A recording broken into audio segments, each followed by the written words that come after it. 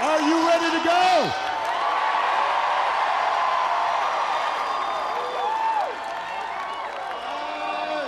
It is good. It is good to be back in Pennsylvania. It is good to be back in Pittsburgh.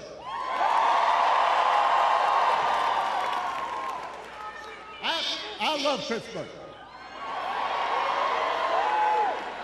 You know, I love the people of Pittsburgh. I love the food in Pittsburgh. I don't usually do this, but this is a little bit of a Yelp rating. Just had some of Pamela's pancakes. I first had those like 10, 15 years ago when I was running. And I was all like, I need some of those pancakes this time out. And even though I'm from Chicago, some of you may know, when I was a kid, I was a Steelers fan.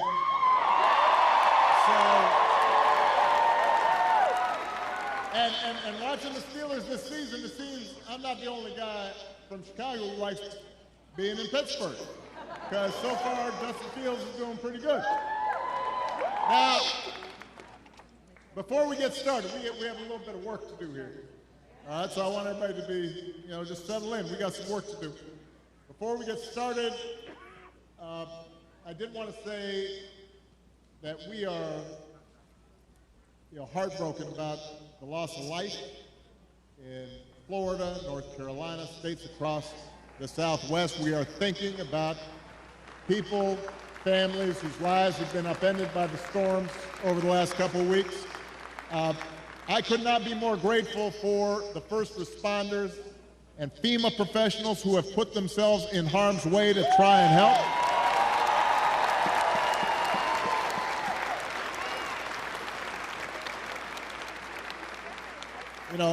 It's times like this when you realize having honest, competent leadership in government really matters. It makes a difference.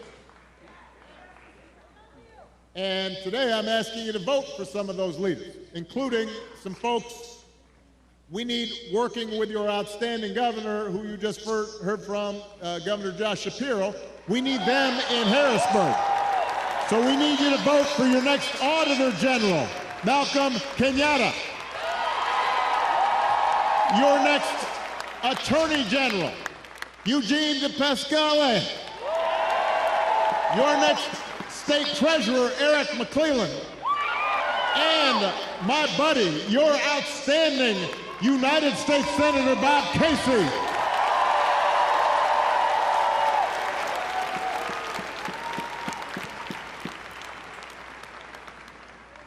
Now, here in Pennsylvania, there are 3 ways to vote. You can vote early, in person, at the county election office, or at a satellite office. You can also vote by mail. And if you need to figure out how to do that, just go to iwillvote.com PA to find a place to vote early or to request a ballot. And of course, you can vote at your polling place on Election Day, November 5th. But if you're at this rally, let's face it, you're probably voting unless you are 12. So you also have to help your friends and family make a plan to vote. And even if you're 12, you can do that. Talk to your mom and dad and aunts and uncles, because together we have a chance to choose a new generation of leadership in this country and start building a better and stronger and fairer and more hopeful America.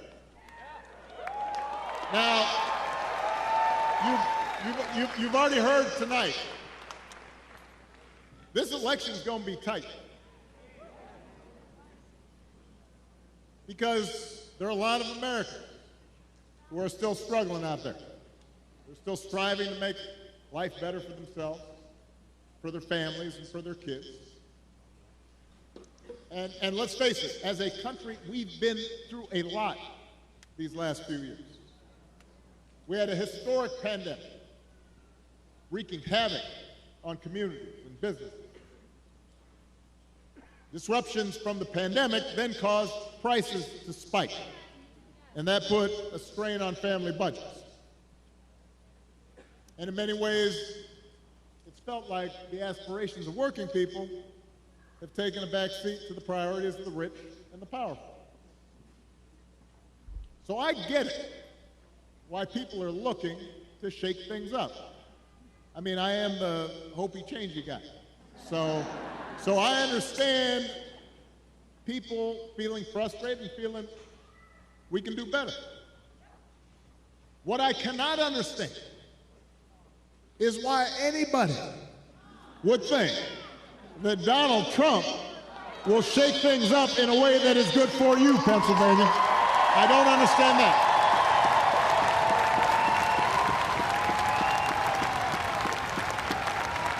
Because there is absolutely no evidence that this man thinks about anybody but himself.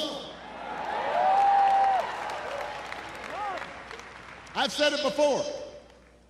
Donald Trump is a 78-year-old billionaire who has not stopped whining about his problems since he rode down his golden escalator 9 years ago. You've got the tweets in all caps, the ranting and the raving about crazy conspiracy theories. You got the 2-hour speeches, word salad, just, you know, it's like Fidel Castro, just on and on. Constant attempts to sell you stuff. Who does that?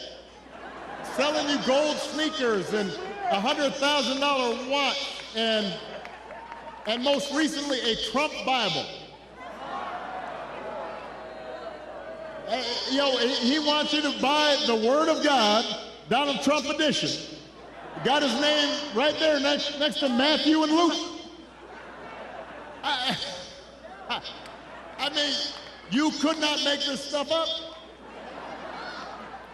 If you saw it on Saturday Night Live, you'd say, well, no, that's going too far. No, he's doing that.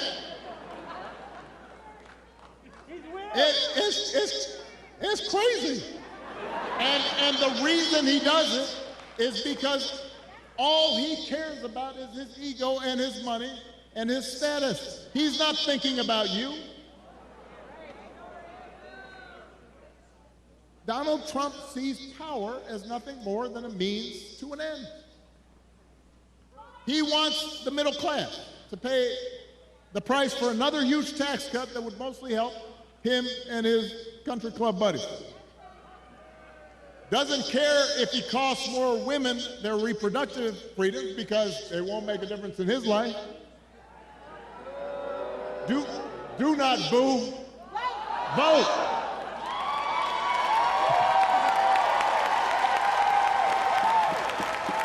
They can't hear your boos, but they can hear your votes.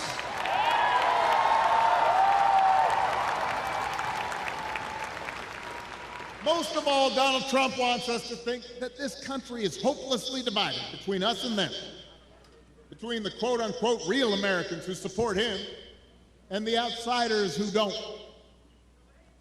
Because having people divided and angry, he figures boosts his chances of being elected. And he doesn't care who gets hurt. I mean, think about it. Just the other day, we learned that on January 6th, a couple years ago, Donald Trump was told that Mike Pence was in the Capitol about 40 feet from an angry mob chanting, "Hang Mike Pence." And his response was, quote, "So what? Don't boo." If Donald Trump does not care that a mob might attack his own vice president, do you think he cares about you? Pennsylvania, we do not need 4 more years of that. We don't need 4 more years of arrogance and bumbling and bluster and division. America's ready to turn the page. We are ready for a better story, one that helps us work together instead of turning against each other. Pennsylvania, we're ready for President Kamala Harris.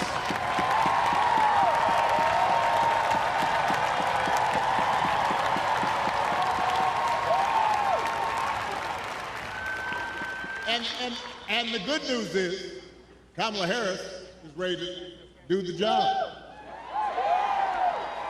This is a leader who has spent her life fighting on behalf of people who need a voice and a change.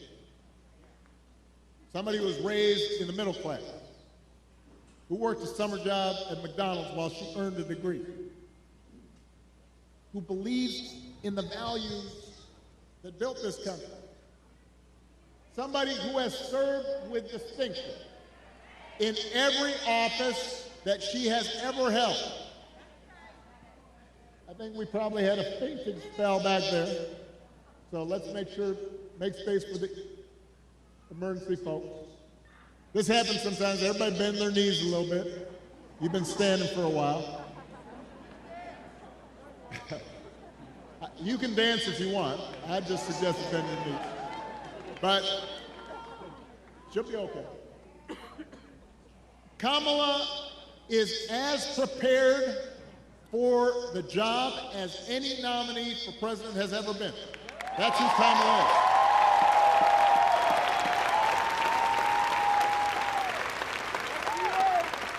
And in the White House, she will have an outstanding partner in Governor Tim Walz.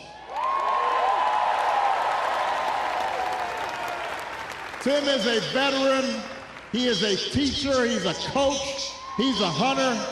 He's been a great governor working with Democrats and Republicans to get stuff done. He can also take a vintage truck apart and put it back together again. You think Donald Trump can do that?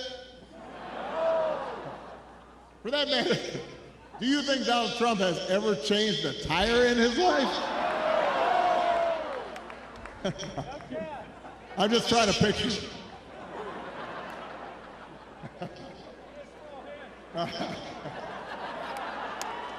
The point is, if you elect Kamala and Tim, they won't be focused on their problems, they'll be focused on yours. They understand that too many folks here in Pennsylvania and across the country are struggling to pay the bills. Even though wages are steadily growing and inflation is finally slowing, the price of everything, from health care to housing to groceries, it's still too high. And that takes a real bite out of paychecks. It hurts. So the question is, who's really going to do something about it? That's what you should be asking yourself. Now, Donald Trump's plan is to do what he did last time, which was give another massive tax cut to billionaires and big corporations. And then, don't boo, I'm going to break you of this habit. And the reason some people think, well, I don't know, I remember that economy when he first came in being pretty good. Yeah, it was pretty good, because it was my economy.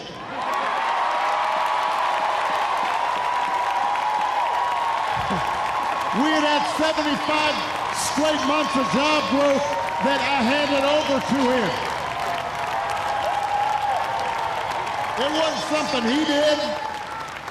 I spent 8 years cleaning up the mess that the Republicans had left me the last time. So just in case everybody has a hazy memory,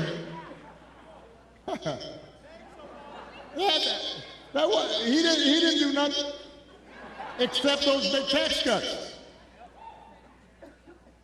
His other big economic plan now is to slap tariffs on everything, from food to TVs. Now, understand what tariffs are. Anything that's coming from that's made elsewhere and comes here, you slap extra money on top of it. And if other countries are cheating, in some cases, it makes sense because you want to have a fair playing field. But what he's proposing is basically a Trump sales tax that could cost the average family almost $4,000 a year. So if you're concerned about higher prices, that is not the way to get lower prices. That's going to come out of your pocket. You think prices are high now? Donald Trump's message basically is, you ain't seen nothing yet. All right, so that's as far as you can tell, that's his plan, right? Because it's not written down anywhere. When it comes to health care, you heard it in the debate. Donald Trump's got one answer. Ending the Affordable Care Act that 45 million people rely on.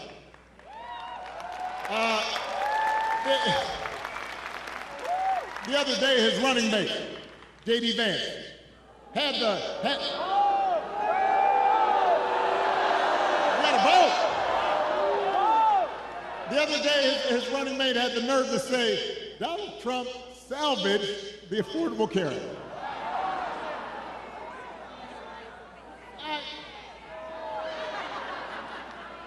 I mean, Donald Trump spent his entire presidency trying to tear it down. And by the way, he couldn't even do that right. And now, 8 years after he was elected, when he was asked about what he was going to do, he says he's got concepts of a plan for how he'd replace it. Now, I want you all to think about this for a second. Let's say your boss gives you an assignment, a project. He says, I need this on Friday. And Friday comes around and he says, so, did you finish that project I asked for? And you say, well, I actually haven't started, but I have a concept of a plan. Or you could try it at home. Honey, did you do the dishes? I have a concept of a plan to do the dishes. How's that going to go over? If it wouldn't work for you, why in the heck should it work for the President of the United States?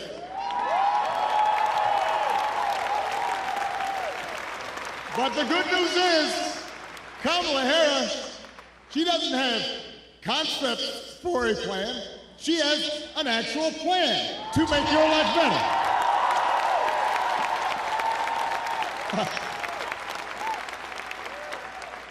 To bring down the cost of things like groceries. She'll go after corporations that are jacking up prices.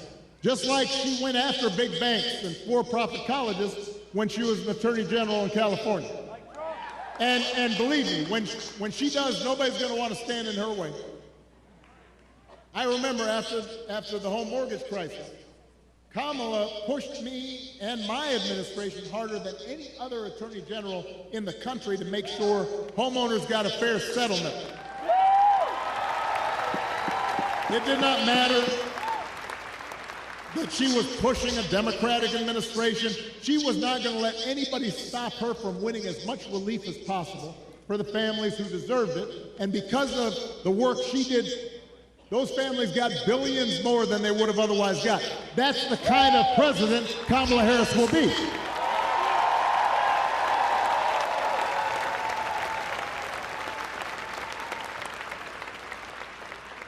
To lower housing costs, Kamala will cut red tape and work with governors like Josh Shapiro, as well as the private sector, to build 3 million new homes.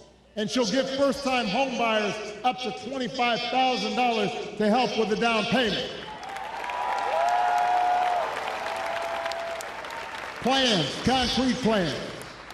And for a lot of folks, that could be the difference between watching their dreams pass them by and finally owning a place of their own.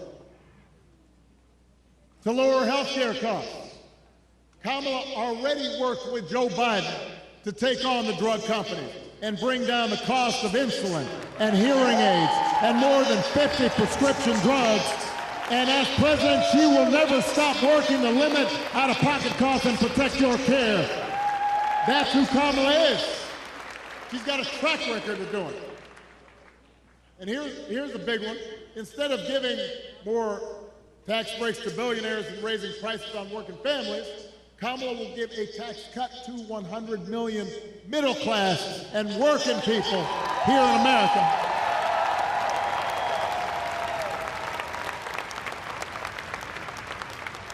So, if you're a new parent, you could qualify for a $6,000 tax credit during the first year of your child's life. Because I don't have to tell a lot of you, raising kids is hard. And she wants to make it easier to afford stuff like a crib, or a car seat, or diapers. I remember buying diapers. I remember the first time I went in the store, right after Malia was born. I was like, what? That's how much diapers cost? I remember changing diapers. You think Donald Trump ever changed a diaper?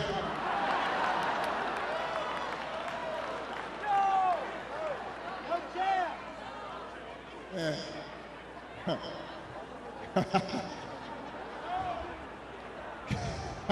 I almost said that, but I decided I shouldn't say it.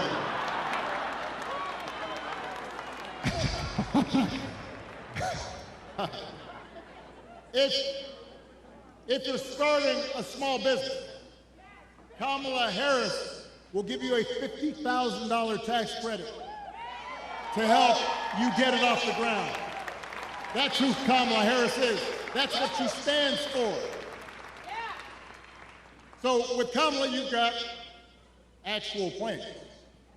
Trump, concepts of a plan. Now, if you challenge Trump to elaborate and enumerate his concepts, he will fall back on one answer. J.D. Vance does the same thing. Doesn't matter what the issue is, housing, health care, education, paying the bills. Their only answer is to blame immigrants. They want you to believe that if you let Donald Trump round up whoever he wants, by the way, and ship them out, all your problems will be solved. Now, we've got real issues at the border. We are a nation of laws and a nation of immigrants. We have to make sure it's fair. There are communities at the border that can be overrun. We've got to actually solve a problem. But when I hear Donald Trump talking, I've got one question. As I recall, Donald Trump was president for 4 years. And if rounding up and deporting millions of desperate people and building the beautiful wall, and didn't matter whether some of those folks you rounded up were women and children, if that's the answer to everything, well, why didn't you solve the problem? Why were the number of immigrants basically the same when you left office as when you took office? I'll tell you why. Because he didn't have a real plan. He had talking points. He had concepts of a plan. And the plan was mean and ugly. And it was designed to enhance his politics and make people angry, not to solve the problem.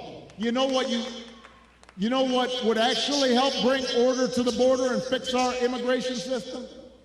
The bipartisan deal that Kamala Harris supported, even though it was written by one of the most conservative Republicans in Congress, the same bill that Donald Trump tanked on purpose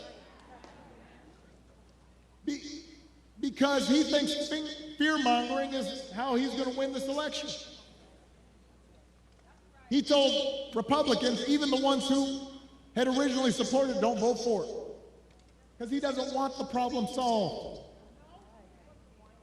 We don't need a president who will make problems worse just to make his own political circumstances better. We need a president who actually cares about solving problems and making your life better, and that's what Kamala Harris will do.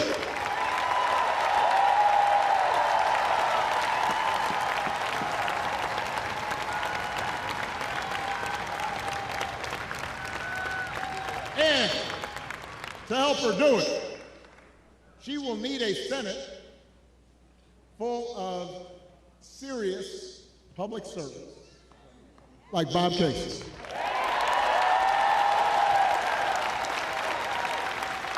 I'm going to talk about this man just for a second. I've known Bob for almost 20 years. I've watched his daughters grow up. I know his brothers and cousins, and let me tell you, there are a lot of brothers and cousins.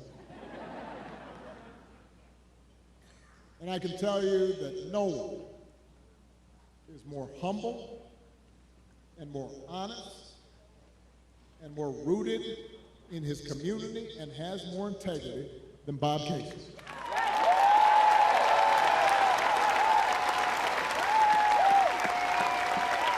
You know, in Washington, folks make a distinction between work horses and show horses. And Bob Casey, he's not a show pony. All the guy cares about is doing the job and looking after you, the people he was elected to serve. That's the kind of person we need to send back to Washington. That's the kind of person who's going to help Kamala get stuff done. Folks who share our values and will do what they can to move this country forward rather than backward. That's who Bob Casey is.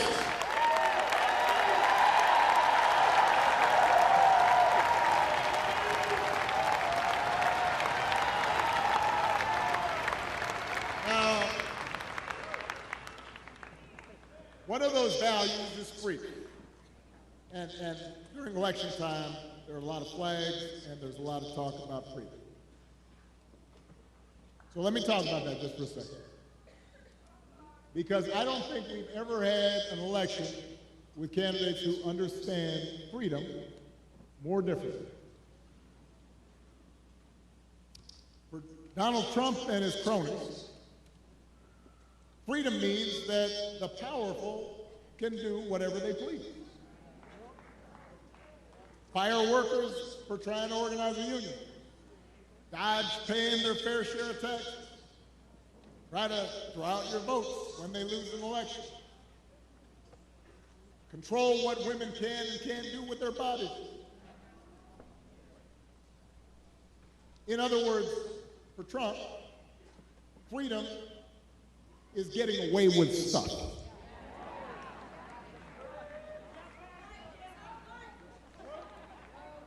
It's like he said in the middle of the pandemic. I don't take any responsibility at all. People were dying. I don't take any responsibility at all. Not sure any other president has ever uttered that statement. We have a broader idea of freedom.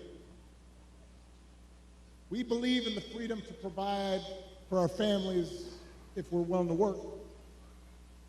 The freedom to breathe clean air and drink clean water and send our kids to school without worrying if they come home.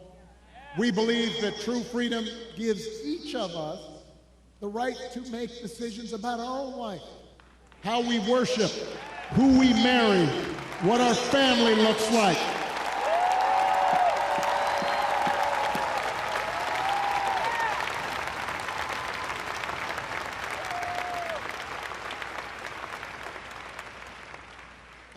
And real freedom also means that we're going to disagree on how each of us should live our lives. And we have to respect other people's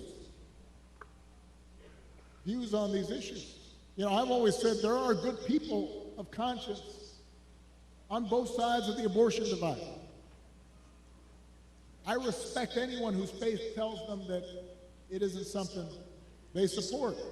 But if we believe in freedom, then we should at least agree that such a deeply personal decision should be made by the woman whose body is involved and not by politicians.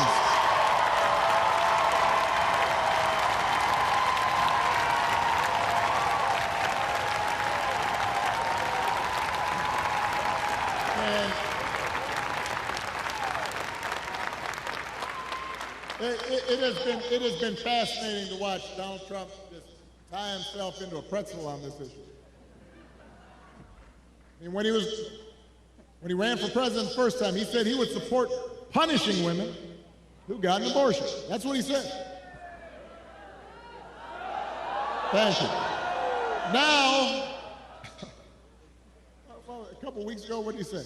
He said, "Don't worry, women, I'll be your protector. I'll tell you how he protected you." He handpicked 3 of the Supreme Court justices who overturned Roe versus Wade. Went out there and bragged about it. And now there are Trump abortion bans in 20 states, many of them with no exception for rape or incest. And when he's asked about it, he says, well, everybody wanted it this way. Really? He thinks women want to have to drive hundreds of miles to find a doctor who can help them? Does he think doctors want to choose between letting a woman die or going to jail for giving her the life-saving care that she needs? That is not something people chose. Now, Donald Trump may be confused about that issue. But let's not be confused. Let's be clear about what's at stake here. If you send Bob Casey back to the Senate, he'll vote to restore reproductive freedom that women had for nearly 50 years.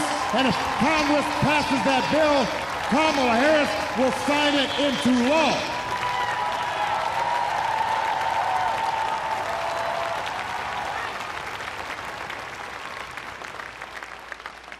Because they understand that freedom is about being able to make the right choice for ourselves and our families.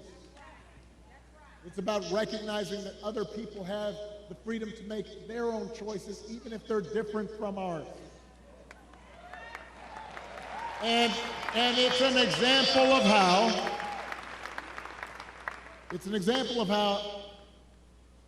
at the end of the day, this election isn't just about politics. It's about values.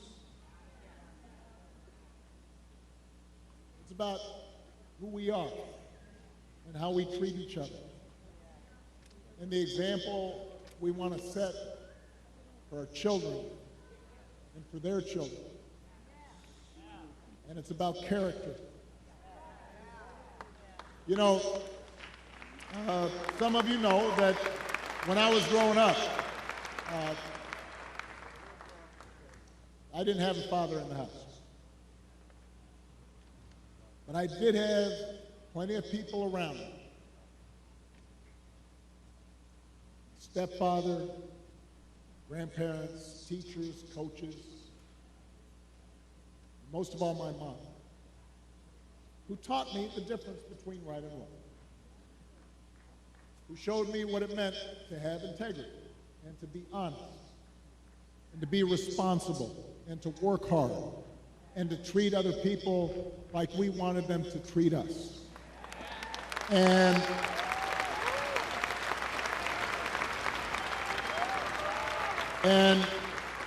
I had a bunch of role models out there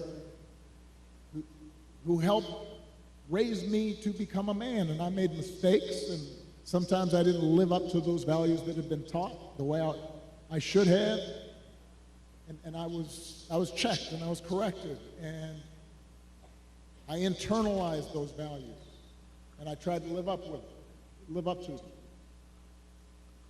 And I suspect most of you grew up the same way. And you know, that process of trying to live out your best self, trying to live out your values, that doesn't stop after the age of 20 or 21. it keeps going. And as I got older, I continued to benefit from friends like Bob Casey and Josh Shapiro and others who would reinforce those values and who I didn't want to disappoint. And obviously, my wife. And my daughters, you know, who I want to make sure, Malia and Sasha are watching. I want to make sure that I don't disappoint them and that I'm passing on these values to them. You know, and here in Pittsburgh, I'm thinking about another example. Somebody who was a dear friend of mine and who's passed away now, Dan Room, who, you know, here was a guy who won 6 Super Bowls, 8 AFC championships, had enormous wealth and power. But I remember walking around, I guess it was Heinz Field by that time. I'm old enough to remember Three Rivers Stadium. Now I know it's something else. But Dan knew the name of every single person in the Steelers organization. You know, we'd pass by a custodian and he'd say, "Hey, Jimmy, how you doing? How's the family?" All the front office staff, he cared about them. He used his influence to get more black and brown head coaches hired in the NFL. He gave back to his community. He was known for his integrity. He helped support the peace process in Northern Ireland, became my ambassador to Ireland, and continued to help encourage people who were so far apart to come together. He had character. That's what I think about so much these days, because it's so different from what we see out of the Republican nominee. And it's been one of the most disturbing aspects of this election season about Trump's rise in politics, is how we seem to have set aside the values that people like Dan stood for and Bob stood for and that I was taught, and those didn't used to be Republican Democratic values. I mean, it used to be we'd have arguments about tax policy or foreign policy, but we didn't have arguments about whether you should tell the truth or not. We didn't make excuses for people who just violated basic norms of treating people fairly and with respect. I mean, just last week, I talked about this. We had one of the deadliest hurricanes in American history. The beautiful town of Asheville, North Carolina, one of my favorite places in the country. Spent time there, amazing people. Devastating. Hundreds of people killed. And President Biden and Vice President Harris were down there meeting with local officials and comforting families, asking how they could help. And Donald Trump at a rally just started making up stories about the Biden administration withholding aid from Republican areas and siphoning off aid to give to undocumented immigrants. Just made the stuff up. Everybody knew it wasn't true. Even local Republicans said it was not true. And now the people of Florida are dealing with another devastating storm. And I want you to watch what happens over the next few days, just like the last time. You're going to have leaders who try to help, and then you have a guy who will just lie about it to score political points, and this has consequences. Because people are afraid, and they've lost everything, and now they're trying to figure out, how do I apply for help? And some of them may be discouraged from getting the help they need. The idea of intentionally trying to deceive people in their most desperate and vulnerable moments. And my question is, when did that become okay? I'm not looking for applause right now. I want to ask Republicans out there, you know, people who are conservative, who didn't vote for me, who didn't agree with me. I had friends who disagreed with me on every issue. When did that become okay? Why would we go along with that? I mean, if your coworkers acted like that, they wouldn't be your coworkers very long. If you're in business and somebody you're doing business with just outright lies and manipulates, you stop doing business with them. Even if you had a family member who acted like that, you might still love them, but you tell them you got a problem. And you wouldn't put them in charge of anything.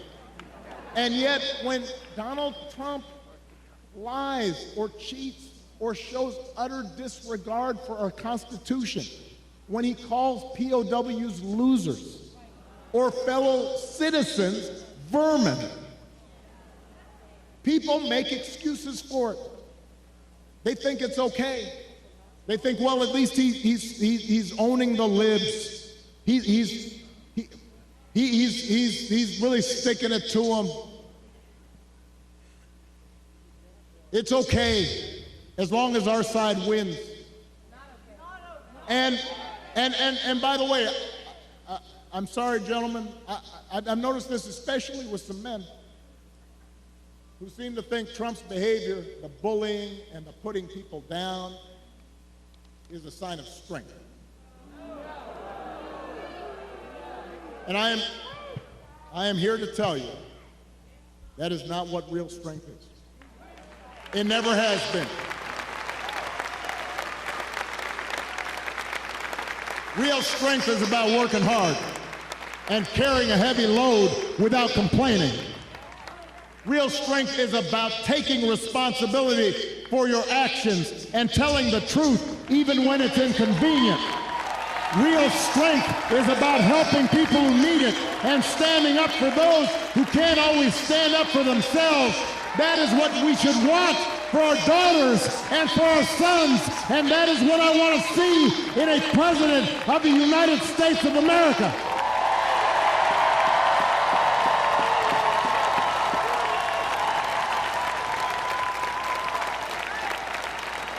And the good news is that you have candidates to vote for in this election that demonstrate that kind of character, who know what real strength looks like, who will set a good example and do the right thing and lead this country better than they found it. So, Pennsylvania, that is the choice in this election. It's not just about policies that are on the ballot. It is about values, and it is about character. So whether this election is making you feel excited or scared or hopeful or frustrated or anything in between, do not just sit back and hope for the best. Get off your couch and vote. Put down your phone and vote. Grab your friends and family and vote. Vote for Kamala Harris as the next president of the United States. Vote for Tim Walz as the next vice president of the United States. Vote for Bob Casey and this whole incredible Pennsylvania Democratic ticket. Help your friends and family members and neighbors and co-workers do the same, because if enough of us make our voices heard, we will leave no doubt about the election outcome. We'll leave no doubt about who we are and what America stands for. And together we'll keep building a country that's more fair and more equal and more just and more free. That is our task. That is our responsibility. Let's go do it. Thank you, Pittsburgh. Thank you, Pennsylvania. Let's go vote.